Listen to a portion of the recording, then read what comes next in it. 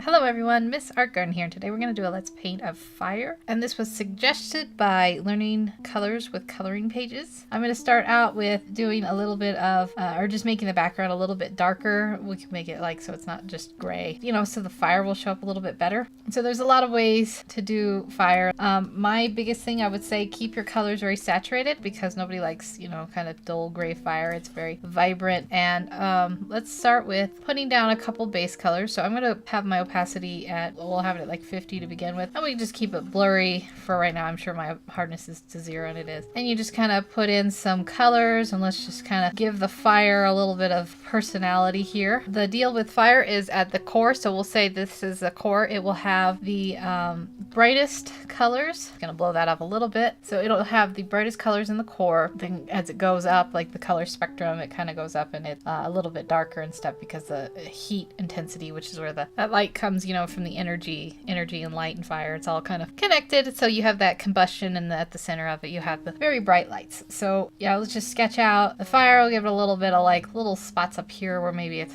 spitting out a little bit, and then we'll go ahead and pick, I'm going to pick an even redder color. I'm going to actually turn my opacity down now to like 20%, add some personality and color changes to it in like sort of a strategic way. So down sort of towards the base of each of these little spots and stuff, we'll just add a smidgen of extra color. And then we're going to want to go and add in some yellows. And actually what I'm going to do is I'm going to turn my brush to color dodge and turn it way, way down. And this is just kind of like an easy trick if you're using the computer to put a little bit of color dodgy yellowness onto it. And you can kind of see how it's coming a little bit brighter here. And we'll do the same over here and over here and over here. Just, kind of paint in some fun little colors. And then I'm going to pick a very bright yellow and kind of put it more towards the white angle. And I'm going to go in again at the core where it'll be the brightest, gets the most kind of attention, so to say. And then you can kind of go around and put some more in those areas, just like so. And then add some more to these little embers that are shooting off. And then we're going to go in again and just kind of add a few more.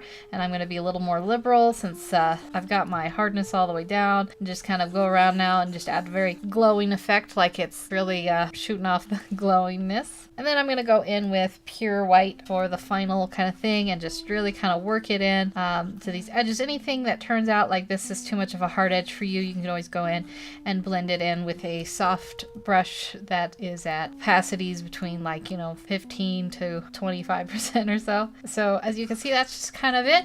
If you want your fire, if you want to reshape it, there's ways to do it. You can go to filter, liquefy, and just take that fire and with the push tool and kind of reshape it any way you want. You can also use the smudge tool or whatever program you have. I didn't like that this was super round ball, so I'm just gonna go ahead and kind of change the shape up a little bit, give it some kind of interesting texture shapes, and I might just kind of smear a couple of these up a little bit more. And that's about it. There's some blues and stuff you can add, and if you want to do that, you can go and I'm just kind of brightening it up as I talk here. I really want to reach this vibrant, bright push there, like that.